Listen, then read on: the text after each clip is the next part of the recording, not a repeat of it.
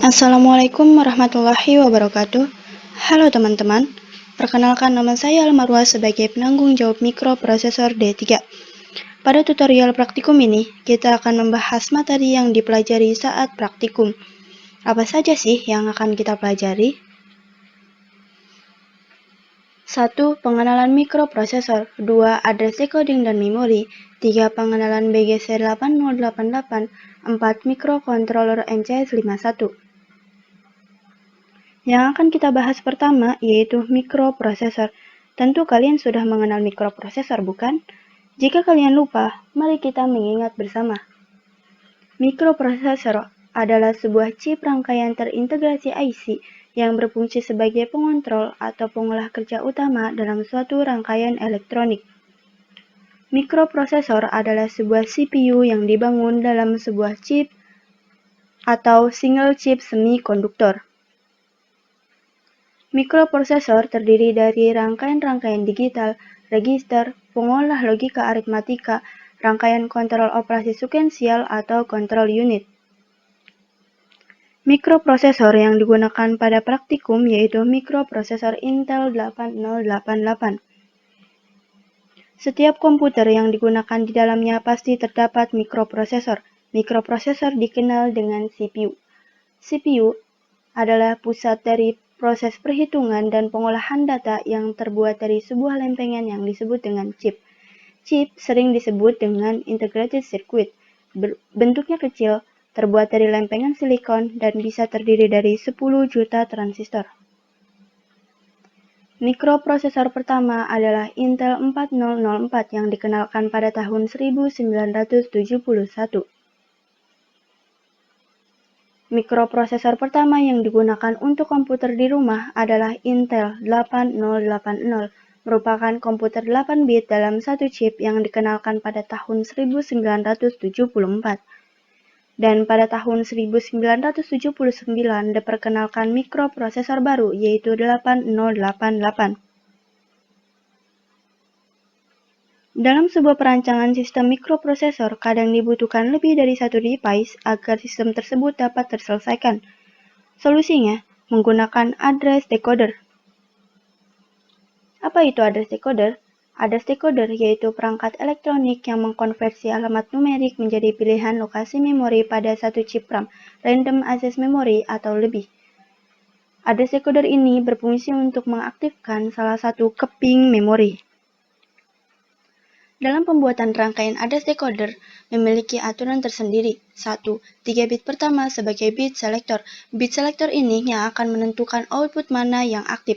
2. G address harus diisi dengan logika 1. 3. G dan G2 address atau G1 dan G2 address harus diisi dengan logika 0.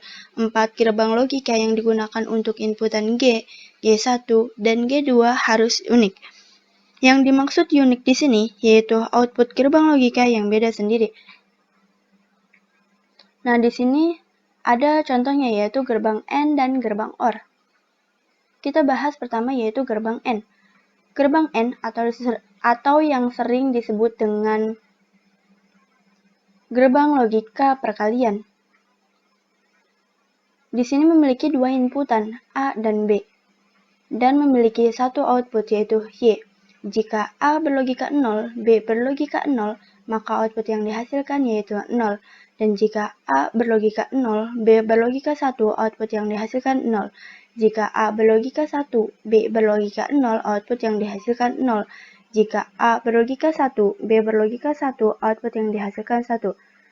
Pada output Y ini, kita bisa tahu bahwa gerbang AND merupakan gerbang logika yang unik. Nah, kita bisa lihat pada saat A dan B memiliki inputan yang sama yaitu 1 atau berlogika 1, maka output yang dihasilkan 1. Beda dengan yang lainnya. Selanjutnya yaitu kita akan bahas gerbang OR. Gerbang OR atau yang sering disebut dengan gerbang logika pertambahan. Di sini ada dua inputan yaitu A dan B dan satu output yaitu Y. Jika A berlogika 0, B berlogika 0, output yang dihasilkan 0. Dan jika A berlogika 0, B berlogika 1, output yang dihasilkan 1. Jika A berlogika 1, B berlogika 0, output yang dihasilkan 1. Dan jika A dan B berlogika 1, maka output yang dihasilkan yaitu 1. Kita juga bisa lihat pada output Y, bahwa gerbang OR merupakan gerbang logika yang unik. Kita bisa lihat pada saat A dan B memiliki inputan yang sama, yaitu 0, maka output yang dihasilkan 0. Beda dengan yang lainnya, yang memiliki output 1. Selain menggunakan gerbang AND dan gerbang OR, kita bisa menggunakan gerbang NAND dan gerbang NOR. Oke, kita lanjut. Berikut contoh address decoder.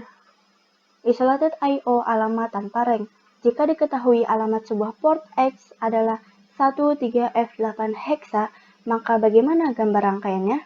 Oke, pertama kita harus membuat tabel address mappingnya. Nah, di sini, karena alamat 13F8 heksadesimal, maka kita perlu mengkonversi heksadesimal ini ke bilangan biner. 1 heksa ke dalam bilangan biner yaitu 001, sedangkan 3 0011 F 1111 81000. Perlu kita ketahui bahwa dalam merancang address decoder 3 bit pertama sebagai bit selector, maka A0 sampai A2 merupakan bit selector, yaitu 000. Berarti output yang dihasilkan atau output yang aktif yaitu Y0.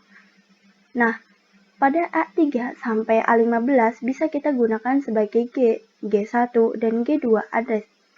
Misal di sini kita akan menentukan A3 sampai A9 merupakan G address, sedangkan A10 sampai A12 merupakan G1 address, A13 sampai A15 merupakan G2 address. Setelah kita menentukan bit selector G, G1, G2 address, kita bisa menggambar atau merangkai address decoder. Berikut merupakan gambar rangkaiannya.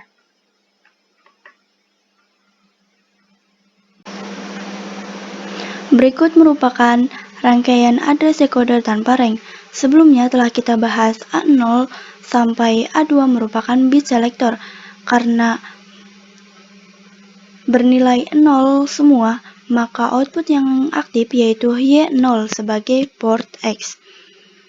Selanjutnya kita dapat menentukan gerbang logika untuk G, G1, G2 address. Nah, pada G ini, kenapa kita menggunakan gerbang AND? Karena A3 sampai A9 bernilai 1. Ketika 1 kali 1 kali 1 kali 1 sampai A9, karena gerbang AND merupakan gerbang perkalian, sehingga 1 sebanyak 9 kali dikali, maka menghasilkan inputan 1, karena G harus mendapatkan inputan atau logika 1. Nah, selanjutnya G1 address. Kenapa di sini menggunakan gerbang NAND?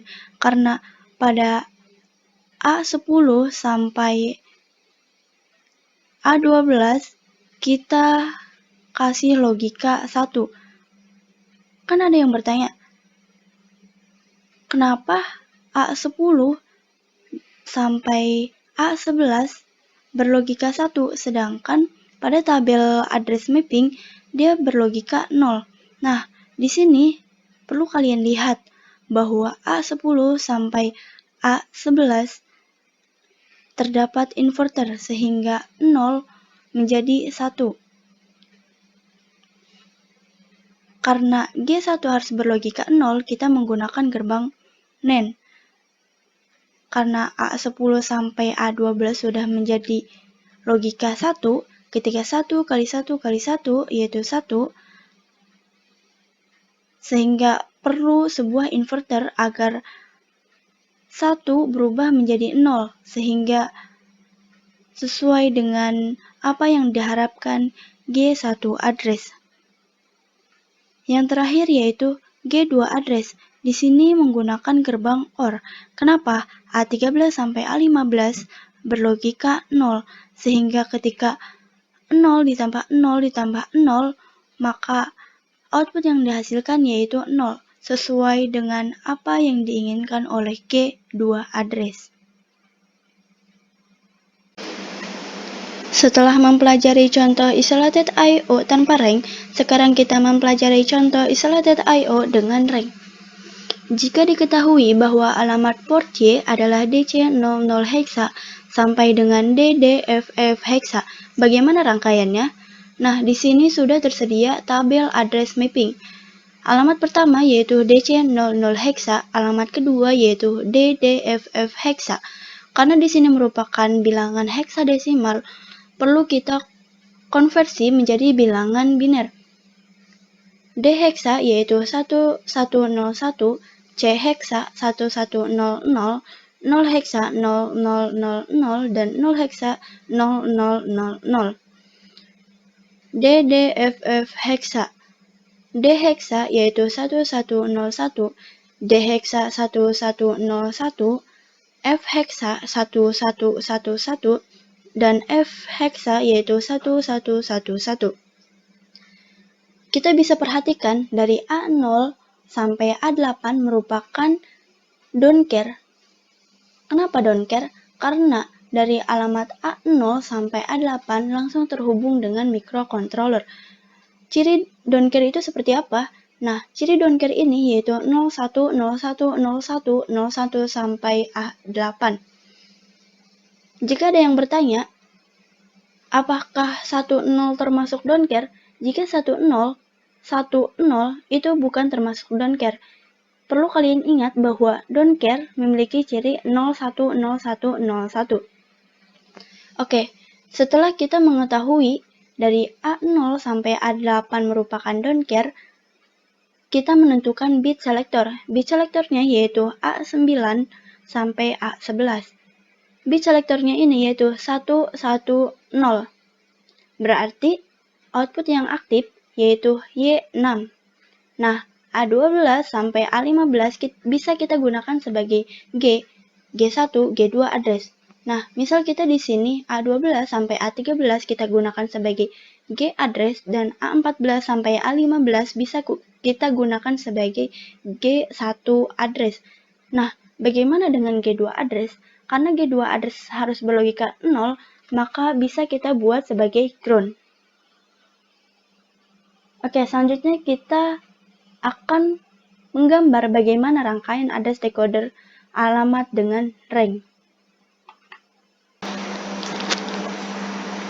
Berikut merupakan rangkaian address decoder dengan rank.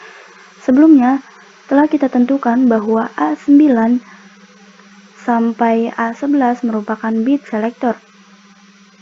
A9 berlogika 0, A10 berlogika 1, A11 berlogika 1. Ketika 2 ditambah 4 sama dengan 6, sehingga output yang aktif yaitu Y6 sebagai port Y. Jika kalian masih bingung menentukan output mana yang aktif, kalian bisa menghitung seperti biner biasa atau bilangan biner biasa. Oke, selanjutnya yaitu G1, G2 address memakai gerbang apa ya? Nah, pada G address ini kita menggunakan gerbang N. Kenapa menggunakan gerbang N? Sedangkan pada tabel address mapping pada alamat 13 merupakan logika 0. Nah, perlu kalian tahu bahwa pada A13 ini terdapat inverter, sehingga yang tadinya berlogika 0 menjadi berlogika 1. Karena semuanya sudah berlogika 1 dikali 1, maka output yang dihasilkan yaitu 1, sehingga sesuai dengan G address. Nah, G1 address ini menggunakan gerbang NAND. Kenapa menggunakan gerbang NAND? Karena A14 dan A15 merupakan logika 1. Ketika 1 dikali 1, output yang dihasilkan N yaitu 1. Karena di sini terdapat inverter, sehingga 1 di inverter menjadi 0. Sesuai dengan G1 address. Nah, pada G2 address ini kita gunakan sebagai ground.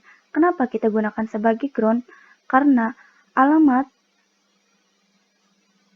A0 sampai A15 sudah terpakai. Karena G2 tidak mendapatkan alamat dan G2 berlogika 0, kita bisa buat ground. Karena ground berlogika 0.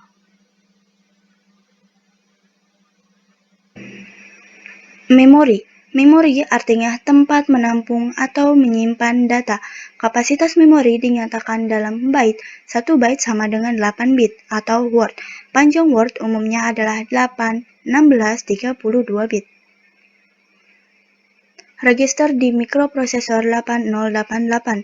BGC 8088 mempunyai 14 register, 16 bit yang masing-masing memiliki fungsi khusus. Register-register dapat dibagi menjadi 5 golongan, yaitu General Purpose Register, Pointer Register, Flag Register, Index Register, dan Segment Register. General Purpose Register. Register 18 bit ini dapat dipisahkan menjadi 2 register 8 bit. Nah, di sini ada AX, Akumulator Register. Maka dibagi menjadi 2, yaitu AH dan AL. AH yaitu akumulator high, berisi 8 bit MSB. Dari AX, MSB yaitu most significant bit, atau bit yang paling besar di sebelah kiri. Sedangkan AL yaitu akumulator low, berisi 8 bit LSB. Dari AX. Apa itu LSB? LSB yaitu least significant bit, yaitu bit yang paling besar di sebelah kanan. Nah, misalnya AX berisi data A57E heksa, maka AH bernilai A5 heksa. Kenapa? Karena MSB, yaitu bit yang paling besar di sebelah kiri, sedangkan AL berisi 7E heksa, karena LSB, yaitu bit yang paling besar di sebelah kanan. BX juga sama seperti AX, yaitu CX dan DX juga sama. Oke, segmen register, yaitu ada CS, DS, SS, dan ES, bertujuan untuk mengambil instruksi. Point register juga terdiri dari IP, SP, dan BP. Register ini menangani 16 bit yang biasanya mengakses memori operan. Index pointer, SIDI, bertujuan untuk menampung data. Flag register, yaitu register 16 bit khusus dengan posisi bit tunggal yang dipekerjakan untuk menunjukkan status CPU atau hasil-hasil operasi aritmatika.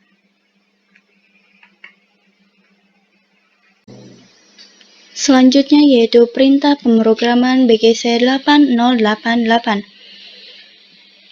A. Assemble digunakan untuk memulai mengassemble atau menulis program ke memori BGC 8088. Contohnya yaitu A100. U. Unassemble melihat kembali program yang telah diassemble ke memori BGC 8088. Contohnya yaitu U100. Misalnya, kita sudah menulis program di alamat 100 dan kita lupa alamat U100 ini telah kita isi apa. Maka untuk melihat program sebelumnya, kita bisa lihat dengan U100. 100 ini merupakan alamat tujuan. Enter. Pada BGC 8088 digunakan untuk memasukkan data ke suatu alamat memori. Contohnya yaitu E100, 4D, 50, 53, dan seterusnya. Nah, 4D dan seterusnya itu data yang akan diisi pada alamat 100, yaitu E100. Go digunakan untuk mengeksekusi program yang telah diassembler pada suatu alamat memori sampai baris program interrupt 85. Contohnya yaitu G100. Trace digunakan untuk mengeksekusi program per baris.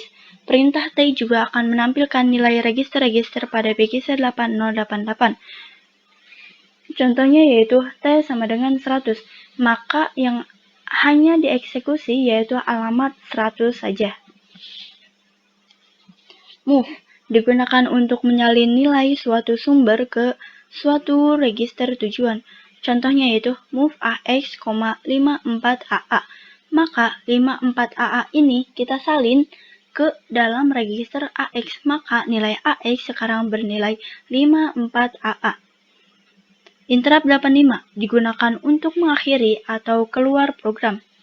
Interrupt 84 digunakan untuk mencetak karakter yang kode ASCII-nya tersimpan dalam register AL. Contohnya, move AL, 41. Maka nilai 41 kita salin ke register AL.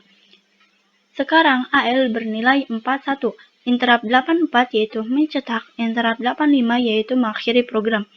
Maka yang akan tampil pada LCD 8088 atau BGC 8088 yaitu A kapital, karena 41 merupakan kode ASCII dari A kapital. Nah, di sini beberapa kode ASCII. 131, 0 sama dengan 30, A kapital sama dengan 41, A kecil sama dengan 61. J kecil, karakter ke-10 sama dengan 6A, bukan 70. Kenapa? Oke, jika kalian bingung, kita akan bahas. Nah, contoh kode ASCII yaitu, misal kita menggunakan yang kapital. A sama dengan 41, B 42, seterusnya sampai I yaitu 49. Nah, setelah angka 9 ini, kita tidak bisa melanjutkan langsung ke angka 50, tetapi kita harus melewati A sampai F terlebih dahulu, baru kita ke angka selanjutnya yaitu 49, 50, baru 51 sampai 59 lagi, kemudian 59 yaitu 5A sampai F, kemudian baru 60. Seperti itu contohnya. Oke, kita lanjut. Perintah pemrograman BGC 8088. Increment digunakan untuk melakukan penambahan nilai 1 pada isi register. Contohnya yaitu move BL 31. Angka 31 ini atau nilai 31 ini kita salin ke register BL. Kemudian increment BL. Tadi BL sudah bernilai 31. Di increment 1, maka nilai BL sekarang yaitu 32. Decrement merupakan kebalikan dari increment, yaitu mengurangi isi register dengan nilai 1. Move CX, 9. 9 kita masukkan atau kita salin ke register CX, maka CX sekarang bernilai 9. Nah, kemudian program selanjutnya yaitu ada decrement CX, maka CX dikurangi 1.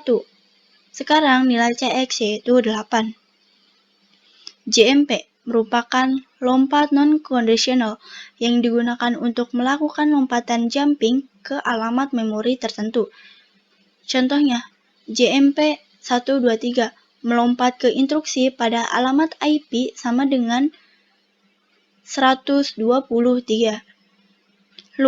Loop digunakan untuk melakukan lompatan ke suatu alamat memori, kecuali nilai register CX bernilai 0.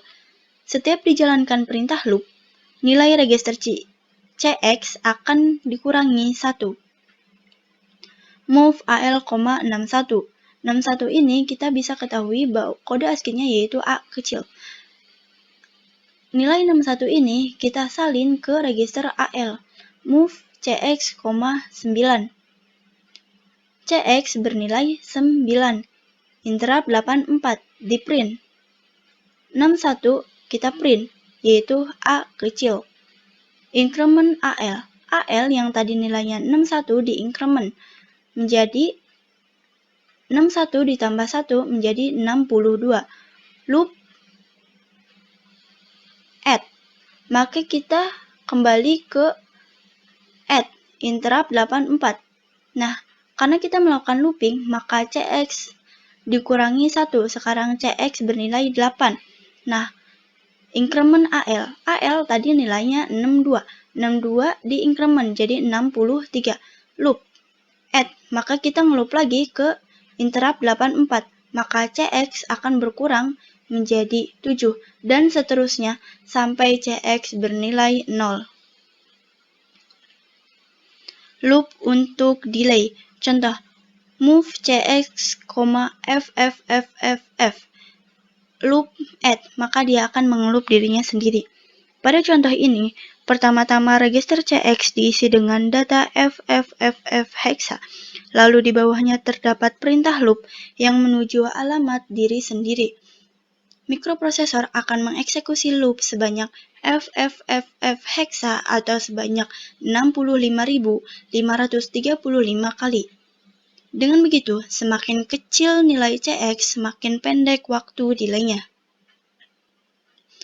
Push digunakan untuk menyalin nilai pada suatu register ke dalam stack atau tumpukan. Step mempunyai prinsip kerja last in first out.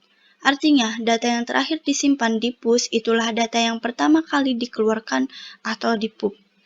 Ada push, maka ada pop. Digunakan untuk memindahkan isi stack paling atas ke suatu register. Pop merupakan kebalikan dari push. Contoh push dan pop.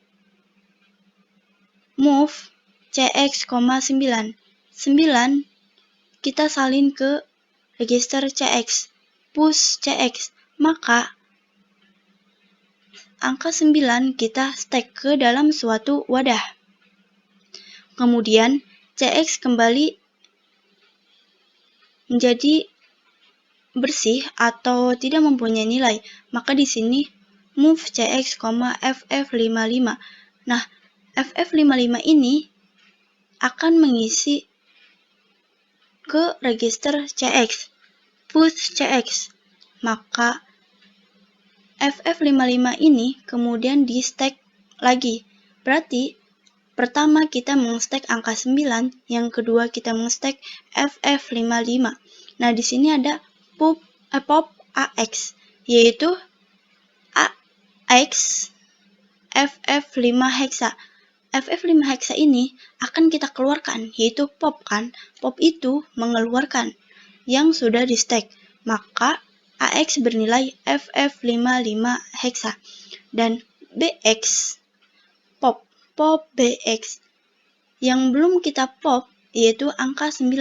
Maka 9 ini kita keluarkan dalam suatu wadah yang telah di stack. Maka nilai BX sekarang adalah 9. Interrupt 81. Interrupt 81 merupakan interrupt untuk meminta input atau masukan dari keyboard. Interrupt 81 ini mempunyai dua jenis service, yaitu 00 dan 01. 00 digunakan untuk meminta masukan satu karakter, sedangkan 01 yaitu digunakan untuk meminta masukan beberapa karakter, dan diakhiri dengan penekanan CR. Compare digunakan untuk membandingkan dua buah operan dan hasil perbandingan tersebut memiliki status yang disimpan pada register flag. Perlu kita ketahui bahwa BGC8088 tidak bisa memiliki perbandingan atau tidak bisa melakukan perbandingan antara dua alamat memori. Kita tidak bisa membandingkan antara AL dengan BL, BL dengan isi 200, AX dengan 56F2. Nah, kita bisa membandingkan antara AL, 41 dengan syarat AL sudah diisi dengan nilai atau di input, maka kita bisa bandingkan dengan angka 41. Nah, biasanya compare ini punya pasangannya seperti JE, JNE, JG, dan JB. JE yaitu jump if equal, lompat jika nilainya sama. Nah, jika nilai AL dan 41 sama, maka akan lompat ke alamat 100. Nah, JNE, jump if not equal, jika nilainya tidak sama, yaitu lompat jika nilainya tidak sama, maka dia akan lompat ketika nilai AL dan 41 ini tidak sama. JG, jump if greater than, lompat jika operan 1 atau AL lebih besar daripada 41 operan 2. Sedangkan JB yaitu jump if below than, yaitu kebalikan dari JG, yaitu apabila operan 1 lebih kecil daripada operan 2. BGC 8088 menggunakan inputan pada keyboard. Contoh program, move AH, 00, interrupt 81. Kita sudah tahu kan, interrupt 81, service 00 itu dia hanya memasukkan satu karakter. Nah, di sini yaitu compare AL,61. AL ini kita bisa gunakan sebagai inputan. Misalnya, kita menggunakan atau menekan tombol A kecil, maka A kecil dalam kode ASCII yaitu 61. Jika 61 dan 61 dibandingkan sama, maka kita akan lompat ke add, yaitu move AL,31. 31 ini merupakan kode ASCII dari angka 1, interrupt 84, maka dicetak. Maka outputnya yaitu A pada LCD akan ditampilkan 1. Nah, kemudian di sini ada jam 100, maka kita akan melompat ke alamat 100. Kita balik lagi ke awal. Nah, misalnya kita menekan B kecil yaitu 62. Maaf. 62. 62 dibandingkan dengan 61 beda kan? Nah, jika beda kita bisa baca bawahnya yaitu AL,62. AL yang kita tadi tekan itu misalnya kan B kecil kan tadi. Nah, 62 dengan 62 yaitu sama, maka kita akan melompat ke pagar. Move AL,32. 32 ini merupakan kode ASCII dari angka 2, interrupt 84, yaitu mencetak. Kemudian setelah dicetak, maka jam 100. Kita mulai lagi ke alamat 100. Begitupun juga sampai key, misalnya key itu 71. Ketika key dan kita menekan tombol key yaitu 71, maka kita akan lompat ke N. N ini merupakan interrupt 85, yaitu maka program akan berakhir. OutDX,AL digunakan untuk mengirimkan data di register AL ke sebuah port yang alamatnya tersimpan di register DX. In AL,DX digunakan untuk menyalin nilai atau data dari sebuah port yang alamatnya ditunjukkan oleh register DX. Nilai yang disalin disimpan di register AL. Kemudian di sini kita bahas tentang status LED port. Status LED merupakan rangkaian yang terdiri dari 3 buah LED yang berfungsi menandakan aktif atau tidaknya, yaitu caps, ins, dan print. LED tersebut dapat dinyalakan dengan menggunakan operasi manual, yaitu dengan memanfaatkan FF70 sampai FF7F pada BGC 8088. Nah, berikut merupakan konfigurasi status port. D0 sebagai caps, D1 sebagai insert, D2 sebagai print, D3 sebagai speaker, dan D4 sampai D7 merupakan don't care atau bisa kita isi dengan 0 atau 1. Nah, misalnya kita ingin mengaktifkan LED caps, maka kita harus membeli logika active flow pada D0, yaitu 0, 1, 1, 1. Kemudian di sini don't care. Kenapa harus 0? Karena BGC 8088 ini merupakan active flow. Begitu. Nah, bagaimana contoh programnya? Di sini ada contoh programnya. Move DX, FF70. FF70 ini merupakan alamat port yang akan kita salin ke register DX. Di sini ada move AL,0E. 0E ini kita salin ke register AL. Out DX, AL. Nilai AL 0E kita masukkan ke register DX. Di dalam register DX ini ada alamat FF70 interrupt 85. Maka setelah kita eksekusi dengan dihasilkan yaitu LED caps menyala. Tutor 1 selesai. Setelah tutor ke-1 selesai, selanjutnya yaitu tutor kedua. Pada tutor kedua ini kita akan membahas tentang microcontroller. Apa itu mikrokontroler? Mikrokontroler secara harfiah berarti pengendali yang berukuran mikro. Sekilas, mikrokontroler hampir sama dengan mikroprosesor.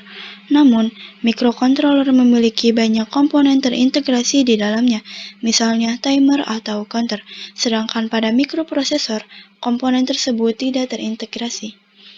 Mikroprosesor umumnya terdapat pada komputer, di mana tugas dari mikroprosesor adalah untuk memproses berbagai macam data input maupun output dari berbagai sumber. Sedangkan mikrokontroler lebih sesuai untuk tugas-tugas yang lebih spesifik. Sebuah mikroprosesor yang digabungkan dengan input-output I/O dan memori RAM atau ROM akan membentuk sebuah sistem mikrokomputer. Perintah-perintah dasar MCS 51. Clear digunakan untuk mereset atau memberi nilai 00 heksa. Move digunakan untuk menyalin nilai suatu sumber ke suatu tujuan. Sedangkan set bit digunakan untuk men-set atau memberi logika 1 pada port X.Y. Call digunakan untuk memanggil label subrutin tertentu. Perintah call dibagi menjadi dua, yaitu a call, absolute call, dan L-call, yaitu long call. Contohnya, di sini string mode 51, origin 0H, kita memulai dari alamat 0. Clear A, clear, memberikan nilai 00 heksa, berarti A nilainya 0. Move P2, A. A yang nilainya 0 dimasukkan ke port 2. Jadi, port 2 dari port 2.0 sampai port 2.7 bernilai 0 semua. A call ayam, kita memanggil subrutin ayam. Set bit P2.2. Set bit yaitu memberikan nilai 1. Berarti P2.2 berlogika 1. Berarti 00000100 atau 4 heksa. Maaf. Selanjutnya return. Return berarti kembali ke subprogram yang memanggilnya. Baca bawahnya. Set bit P2.1. Maka P2.1 kita akan beri nilai 1. P2.2 yang tadi 1. Berarti 00000110. Setelah itu, berapakah nilai akhir P2? Maka nilai akhir P2 yaitu 06 heksa. Jam digunakan untuk melompat label subprogram tertentu. Perintah jam dibagi menjadi dua, yaitu short jump dan long jump. DZ, decrement and jump if not zero, atau dengan kata lain, mengurangi nilai isi data pada register X, dan bila nilainya belum mencapai 0, maka akan dilakukan lompatan ke label subprogram. Increment dan decrement sama seperti perintah pemrograman BGS 8082. Increment yaitu menambahkan bit 1, sedangkan decrement yaitu mengurangi nilai 1 bit. Contohnya di sini yaitu string mode 51, origin 0H, kita mulai dari alamat 0. Move R6, 05 heksa, kita salin ke register 6, 05 heksa.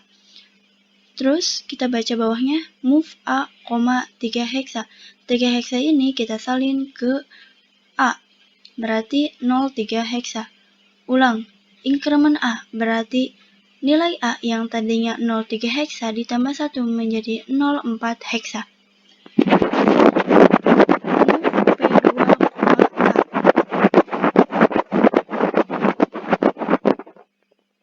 Nilai A yang tadi 4 heksa kita masukkan ke P2. DJNZR6, ulang. Kurangi dan lompat jika nilainya belum 0. R6 nilainya masih 5, maka kita akan mengurangi menjadi 4 heksa. kita baca lagi ke ulang increment A. Jadi sekarang nilai A 5 heksa, DZNZR 6. Kurangi dan lompat jika nilai R6 belum 0. Maka yang tadi nilai R6 4, maka kita kurangi 1 menjadi 3 heksa. Kemudian kita baca ulang lagi. Bawahnya increment A. A yang tadi nilainya 5 sekarang bertambah lagi menjadi 6 heksa. Kemudian R6 dikurangi 1 menjadi 2 heksa. Dan A ditambah 1 menjadi 7 heksa. R6 dikurangi 1 menjadi 0,1 heksa. Dan increment A berarti A ditambah 1 menjadi 0,8 heksa. Dan R6 0 heksa. Maka nilai akhir P2 yaitu 8 heksa atau 0,8 heksa. CZNZ, compare and jump if not equal, digunakan untuk membandingkan apakah nilai akumulator sama dengan nilai XYZ. Bila nilainya tidak sama, maka lompat ke label subprogram. Contohnya, di sini ada string mode 51, origin 0H, kita mulai dari alamat 0. Move A. A nilainya 5 heksa. R4 0C heksa atau 12 heksa. Ulang, increment A. A melakukan penambahan nilai 1.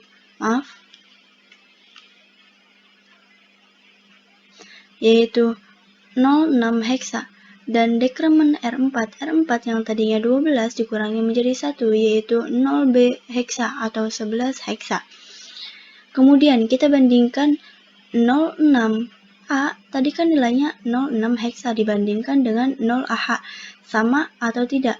Karena compare dan jump if not equal, bandingkan nilai A dengan 0AH, apakah sama? Jika tidak sama, maka kita bisa mengulang subprogram ulang. Oke, kita increment A. A yang tadi nilainya 6 bertambah menjadi 1 menjadi 0,7 heksa. Decrement R4 berarti R6 dikurangi dari 11 menjadi 10 heksa. Kemudian A yang tadi nilainya 7 dibandingkan dengan A yaitu 10. 7 dengan 10 beda. Jika masih beda, kita bisa membaca subprogram ulang. Kita baca bawahnya lagi. Increment A. A tadi nilainya 7 ditambah 1 menjadi 8 heksa. Decrement R4 menjadi 0,9 heksa. Kemudian kita bandingkan lagi. A yang nilainya 9 dengan 10 apakah sama? Jika tidak, maka kita membaca subprogram ulang. A melakukan penambahan lagi 0AH dan decrement R4 yang tadi nilainya 9 dikurangi menjadi 1 yaitu 0,8 heksa. Sekarang A bernilai 10. Nah, 10 dibandingkan dengan 10. Jika sama, maka baca subprogram bawahnya yaitu N. Berapakah nilai akhir R4? Nilai akhir R4 yaitu 0,8 heksa. Maaf, di sini saya melakukan kesalahan, harusnya di sini yaitu R4 bukan R6. JNB, jump if not bit set, lompat ke label subprogram bila nilai bit port berlogika 0. RR, rotate right, atau RL yaitu rotate left. Berarti dia akan berputar ke kanan, sedangkan RL akan berputar ke kiri. Contohnya di sini yaitu string mode 51, origin 0H, move R7. R7 bernilai 0,3 heksa, sedangkan A bernilai 0,1 heksa. RLA, maka A yang tadi nilainya 0,00001, maka akan melakukan pemutaran ke kiri. Berarti sekarang 0, 1, 0, 0, 0, 0, 0. DJNZ. Kurangi dan lompat jika nilainya tidak 0. R7 yang tadi nilainya 3 dikurangi menjadi 1. Jadi hasilnya yaitu 02 heksa. Kita baca subprogram lagi. RL tadi sudah berpindah di A.1, sedangkan selanjutnya dia harus memutar ke kiri lagi, yaitu 0, 0, 0, 0, 0, 0, 1, 0, 0. 1 ini akan memutar ke kiri. Oke, selanjutnya DJNZ. R7 dikurangin lagi menjadi 1 heksa. Kemudian berputar lagi.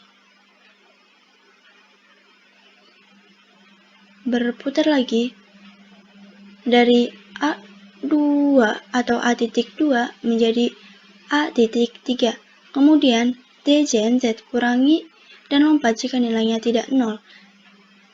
R7 tadi nilainya 1 dikurangi 1, maka hasilnya 0. Jika sudah bernilai 0, maka dia baca subprogram bawahnya yaitu N.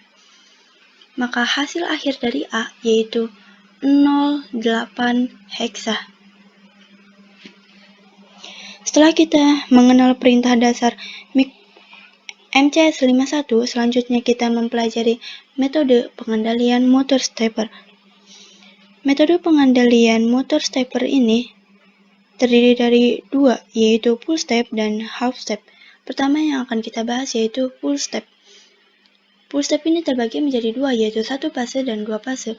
Satu fase adalah metode pengendalian motor stepper dengan mengaktifkan satu kumparan motor dalam satu waktu. Untuk memutar motor stepper, harus dilakukan pengaktifan kumparan yang berdekatan secara berurutan dan simultan. Nah, ciri dari satu fase ini yaitu, lihat, angka nolnya dia hanya 1. Dua fase adalah metode pengendalian motor stepper dengan mengaktifkan dua buah kumparan motor dalam satu waktu, maka dia akan mengaktifkan A dan B dan A aksen dan B aksen, dan B aksen dan A. Selanjutnya yaitu half step. Half step adalah metode pengendalian motor stepper yang pergerakan rotornya setengah dari pergerakan secara full step. Artinya, setiap pergerakan putarannya bernilai 0,9 derajat. Resolusinya lebih besar dibandingkan full step. Kenapa? Karena half step merupakan gabungan dari one step atau satu fase dan dua fase. Nah, kita bisa lihat di sini one fase, two fase, one fase, two fase, one fase, two fase, one fase, dan two fase.